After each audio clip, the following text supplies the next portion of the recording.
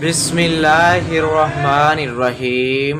अस्सलाम वालेकुम दोस्तों बात करते हैं सेहत के हवाले से।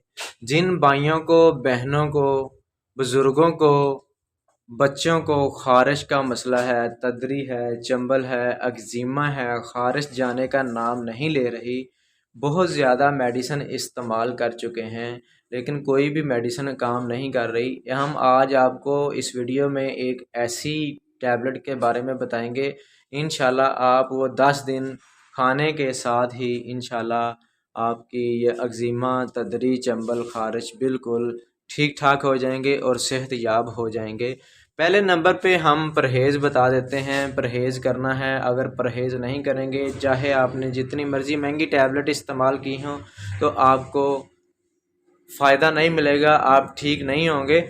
हम आपको बता देते हैं। सबसे पहले तो आपने गर्म चीज़ों का, तली चीज़ों का, बादी चीज़ों का परहेज़ करते हैं। सोते हैं वो उन चारपाई को, बिस्तरे को, अपने चारपाई को और जो जहां आप लेटते हैं वो आपका जो गद्दा है, बेड है या चारपाई है, जो भी आप ऊपर लेते हैं, कंबल वगैरह, खेस वगैरह, चादर वगैरह, जो भी आप ऊपर ले लेते हैं वो आप धूप में रखें और धूप लगाएं।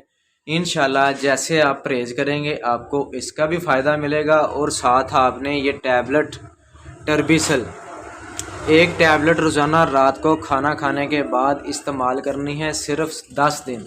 इंशाल्लाह आपका मसला पुराने से पुराना ठीक हो जाएगा और आप सेहत याब हो जाएंगे। आपके साथ कोई नफ़रत नहीं करेगा।